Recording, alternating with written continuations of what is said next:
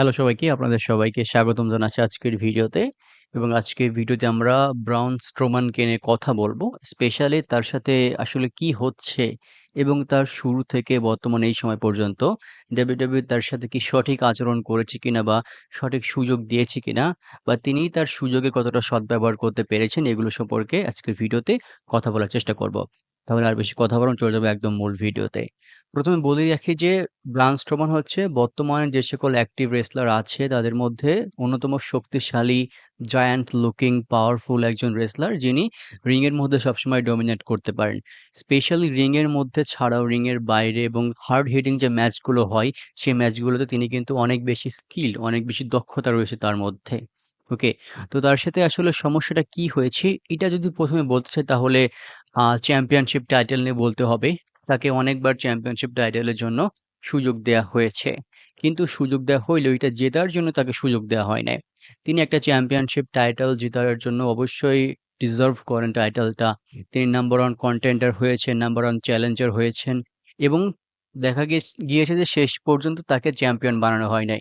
Even যখন Brock Lesnar একদম part time wrestler ছিল, তাকে চ্যাম্পিয়ন রাখা হয়েছিল এবং ওই সময়টাতে সবার একটা প্রশ্ন ছিল যে ব্রক লেসনারের আসলে অপোনেন্ট কে হবে? কে তাকে চ্যালেঞ্জ করবে? তো ওই সময় ব্রান স্ট্রোমান একটা ভালো অপশন ছিল। তিনি একজন ফুল টাইম রেসলার ছিলেন। তিনি যদি চ্যাম্পিয়ন হইতেন, ব্রক লেসনারকে হারানো তার দ্বারা একটা ভালো সুযোগ হইতো ডাব্লিউডব্লিউইর জন্য। কিন্তু ততটাও সুযোগ তাকে দেয়া হয়নি, এজন্য তিনি চ্যাম্পিয়ন হইতে পারেন নাই। ইভেন তিনি money in the bank briefcase জেতেন। Money in the bank briefcase জেতার পর আমাদের সবার মনে একটা ধারণা থাকে যে তিনি হয়তো সফলভাবে মানি ইন দ্য ব্যাংকটা ক্যাশ ইন করতে পারবে। কিন্তু তৎকালীন সময়ে রোমান রেইন্স চ্যাম্পিয়ন ছিল এবং শিল্ডের জন্য হচ্ছে তিনি মানি ইন দ্য ব্যাংক এটা ক্যাশ ইন করতে পারেন নাই। তো তার চ্যাম্পিয়নশিপ ফেইলিউর এটা ছিল একটা কারণ ডাব্লিউডাব্লিউই তার অসফলতার জন্য। এবং এখানে তার নিজের ততটা বেশি দোষ আমি বলব না। ডাব্লিউডাব্লিউই যদি তাকে চ্যাম্পিয়ন না বানায়, কেউ যদি তাকে সাপোর্ট না করে ডাব্লিউডাব্লিউই চ্যাম্পিয়ন না বানায়, তাহলে তার তো সাধ্য নেই চ্যাম্পিয়ন হওয়ার জন্য। এবং দ্বিতীয় যে কারণটা সেটা হচ্ছে তার বুকিং ঠিক ছিল না। তাকে দিয়ে 50-50 বা স্টার্ট, স্টপ, পুশ এরকমভাবে ম্যাচ খেলানো হচ্ছিল। তিনি একটা ম্যাচ জিতলে তার পরবর্তী ম্যাচ থেকে হারানো হইতো। এবার দর্শকের মধ্যে চলে আসছে যে একটা ধারণা চলে আসছিল যে তিনি একটা ম্যাচ জিতলে তার পরবর্তী ম্যাচে তিনি হারিয়ে যেতে পারেন। ইভেন রোমান রেইন্সের সাথে তার ফিউড, অন্যান্য রেসলারের সাথে তার যে ফিউড ছিল, সেখানে তাকে এমনভাবে হারানো হতো যে হারানোর সময় তার হয়তো অতটা শক্তি ছিল না এবং তিনি তার শক্তি, তার যে ফোর্স, এটা তিনি ততটা ব্যবহার করতে পারতেন না যে ম্যাচে তিনি হেরে যেতেন আরকি। তো এইটা আরেকটা প্রবলেম ছিল। ইভেন তার ক্যারেক্টারের মধ্যে আরেকটা ভালো বৈশিষ্ট্য, ইউনিক একটা বৈশিষ্ট্য খুঁজে বের করা যায় যখন তিনি ট্যাগ টিম চ্যাম্পিয়নশিপ জেতেন এবং তার ট্যাগ মেট হন হচ্ছে নিকোলাস নামে একটা ছোট বাচ্চা।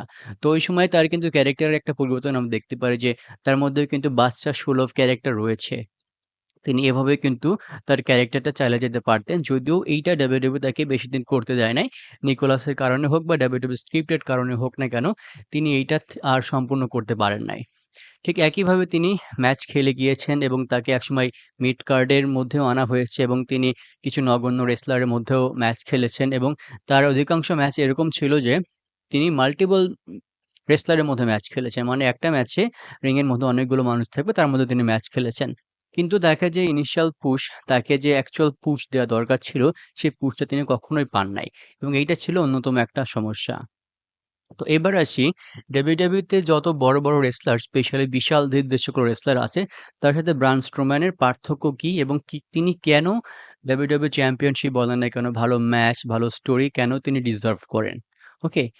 আমরা জানি যে, যে সকল জায়ান্ট রেসলার আছে, বিশাল ধীর রেসলার আছে, তারা একটু কম স্কিলড, তারা একটু কম মুভ ব্যবহার করেন। আমরা গ্রেট খালি দেখতে পারি, আন্দ্রে দ্য জায়ান্ট দেখতে পারি। তারা একটু কম স্কিল, তারা নড়াচড়া বেশি করতে পারে না। কিন্তু ব্রান স্ট্রোমানের ক্ষেত্রে ব্যাপারটা আলাদা। তার স্কিল রয়েছে, তিনি রিংয়ের মধ্যে, রিংয়ের বাইরে ধ্বংসাত্মক রেসলিং খেলতে পারেন। তা সত্ত্বেও তাকে দিয়ে বড় কোনো ফিউডে নিয়ে কোনো একটা ম্যাচ জেতানো, একটা টাইটেল বেশিদিন তার কাছে রাখা, এইটা কখনো করানো হয় নাই। স্পেশালি গোল্ডবার্গের সাথে তিনি যখন ম্যাচটা জেতেন, ডাব্লিউডাব্লিউই চ্যাম্পিয়নশিপ, ইউনিভার্সাল চ্যাম্পিয়নশিপ, ওই ম্যাচটা জেতার আগে তাকে দিয়ে যদি একটা ভালো স্টোরি বিল্ড আপ করা যাইত, একটা ভালো ব্যাকগ্রাউন্ড হইতো, তাহলে তার এই ব্যাপারটা তার সাথে যাইতো। তিনি একজন টপ রেসলার হিসেবে ডাব্লিউডাব্লিউইতে থাকতে পারতেন। যদিও তিনি চ্যাম্পিয়নশিপটা জিতে পরবর্তীতে ফিয়েন্ডের কাছে এটা হেরে যান। এখানে মূল ব্যাপারটা হচ্ছে তাকে ভালো একটা স্টোরি, ভালো একটা ডিরেকশন দিয়ে WWE একজন টপ রেসলারের জায়গায় উঠিয়ে রাখাটা এইটা WWE কখনো তার সাথে করে নাই। এবং এই জায়গাতেই তিনি হচ্ছে মূলত ফিল করেছেন। WWE তাকে ফিল করিয়েছে আরকি।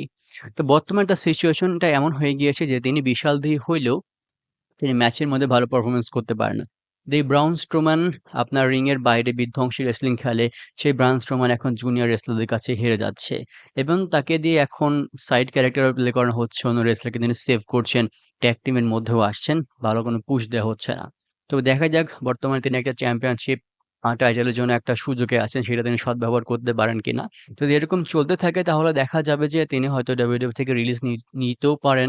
কারণ WWE তাকে ইতিমধ্যে একবার রিলিজ দিয়ে দিয়েছে এবং রিলিজ দেওয়ার পর তিনি কিন্তু যথেষ্ট পরিশ্রম করে নিজের শরীরে অনেক বেশি পরিবর্তন করে আবার ফিরে এসেছেন। তবে আমার মনে হয় যে এবার যদি তিনি রিলিজ নেন তাহলে আমার মনে হয় না তিনি আবার ফিরে আসবেন। কারণ তার ভালো ডিমান্ড রয়েছে এবং তিনি একজন বিশালদেহী রেসলার হিসেবে যথেষ্ট ভালো, যথেষ্ট স্কিলড একজন রেসলার। দেখা যাক কি হয় আরকি। এই ব্যাপারে আর বেশি কথা বলা আমার মনে হয় না ঠিক হবে। তো সম্পূর্ণ ভিডিও শেষ পর্যন্ত দেখার জন্য অসংখ্য ধন্যবাদ। সবাই ভালো থাকবেন, সুস্থ থাকবেন। সবার জন্য অনেক, অনেক শুভকামনা। আসসালামু আলাইকুম।